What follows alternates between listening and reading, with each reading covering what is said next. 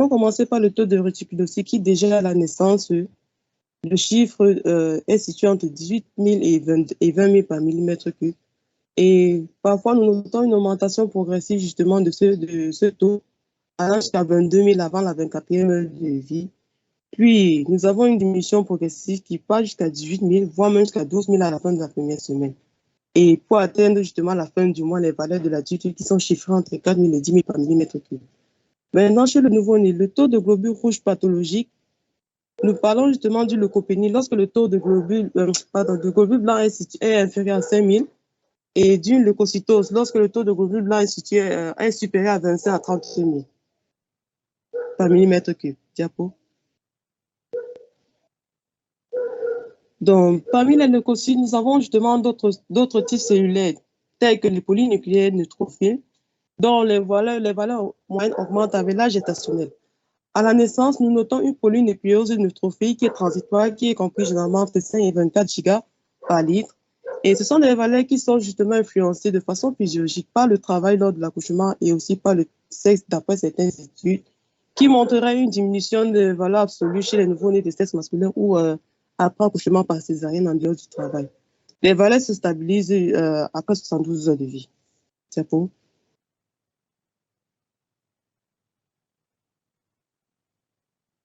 Toujours parlant des polynucléaires neutrophiles, on parle de la neutropénie lorsque nous avons un taux de neutrophile inférieur à 2500 par microlitre chez un nouveau-né à terme et un chiffre inférieur à 1000 par microlitre chez un nouveau-né prématuré. Et nous pouvons retrouver la neutropénie peut survenir justement suite à certaines conditions périnatales telles que la dysgravité qui est un syndrome vasculo-rénal qui est justement spécifique de la grossesse et qui associe très généralement une hypertension artérielle, une protéinurie et des œdèmes. Et on peut avoir aussi un retard de croissance intra-utérine qui peut aussi entraîner une neutropénie. Diapo. Donc, nous avons un tableau qui nous montre en fait la définition de la neutropénie en fonction du poids de naissance. En fonction du poids de naissance chez l'enfant qui a plus de 1500 grammes et chez celui qui a moins de 1500 grammes.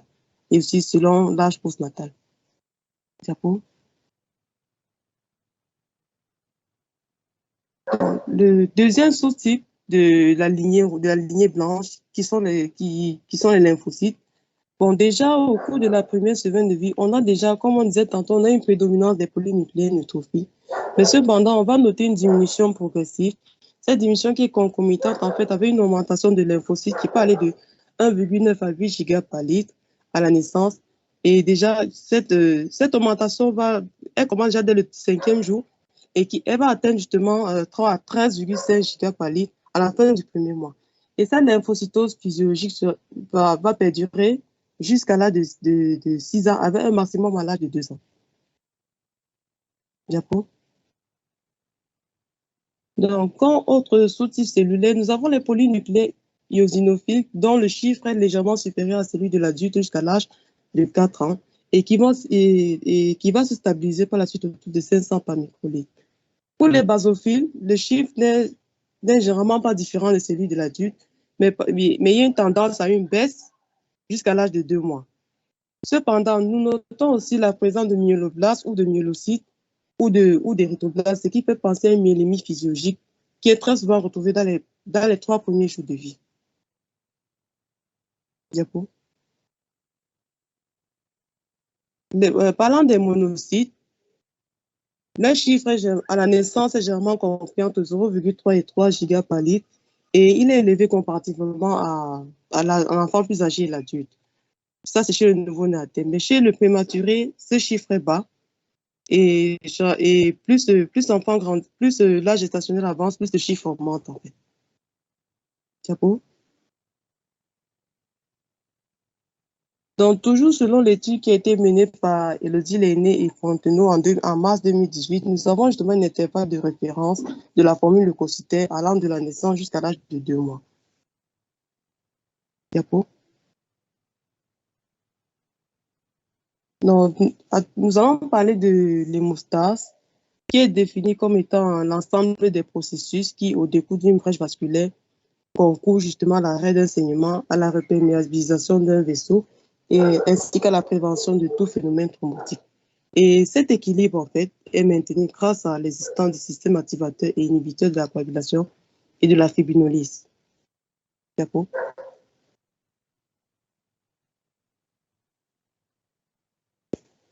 Donc, chez le nouveau-né, il y a, parlant de l'hémostase, il y a la notion d'hémostase développementale ou bien developmental hémostasis qui fait référence au changement quantitatif et qualitatif des différents composants du système hémostatique, et ce en fonction de l'âge, surtout lors de la période néonatale et de l'enfance.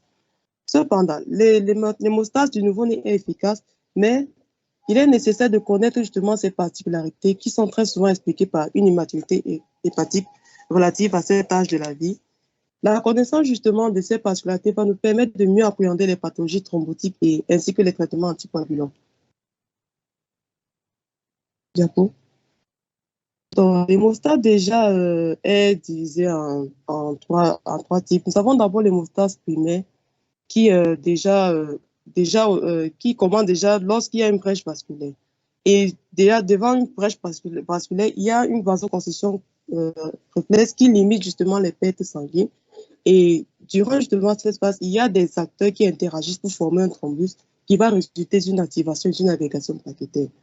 Et le vaisseau sanguin est un acteur essentiel associé de par le sous-endothélium qui est pro-thrombotique et qui active les plaquettes et la coagulation. D'accord. Durant cette première phase, nous avons quatre acteurs principaux qui la dominent, parmi lesquels les composants de la paroi vasculaire tels que le sous-endothélium, les plaquettes sanguines et puis deux protéines plasmatiques très importantes qui sont le fibrinogène et le facteur de Willebrand.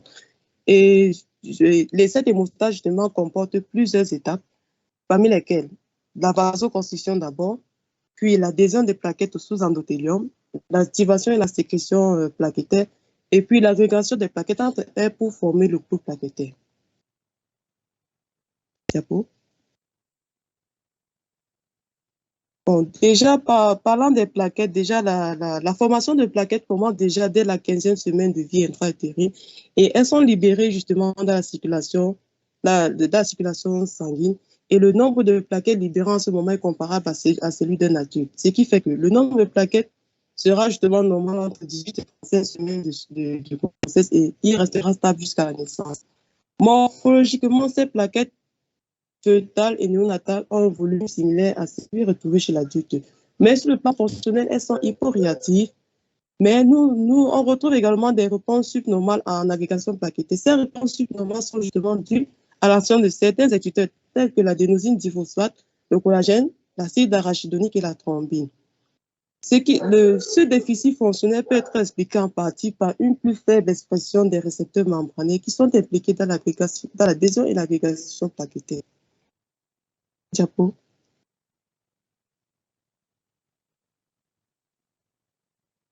Et en dépit justement de cette apparente hyporéactivité plaquettaire, l'hémostase primaire est normale à la naissance, voire même accélérée.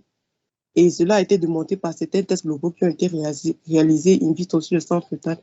Et justement, cette normalisation, cette accélération est expliquée justement par le rôle essentiel qui a été exercé par le facteur de Willebrand. Déjà, le facteur de Willebrand, il permet, lorsqu'il y a déjà des forces de cisaillement, il permet justement le ralentissement et l'arrêt des plaquettes sur le sous-endothélium qui est mis à nu, afin justement de favoriser l'agrégation plaquettaire, de former également le clou plaquettaire. Ce facteur de Willebrand est plus élevé à la naissance qu'à l'âge adulte. Et justement, cette particularité, donc cette présence en fait du facteur de Willebrand pourrait expliquer justement le fait que l'hémostase primaire soit efficace chez le nouveau-né, malgré le déficit fonctionnel de plaquettes. Diapo. Donc, déjà, chez le nouveau-né à terme et chez le prématuré, la numération des plaquettes est normale. Le chiffre est généralement situé entre 150 et 450 gigas par litre. Et ce nombre, dans certaines études, augmente avec l'âge gestationnel et il peut augmenter avec l'âge postnatal de façon sinusoïdale avec deux pics. Le premier pic qui s'effectue vers 2 à 3 semaines et ceci en rapport justement avec des concentrations élevées de thrombopoïétine. Le deuxième pic est effectué vers les 6 à 7 semaines. C'est un pic en fait qui est réactionnel face à une infection, face à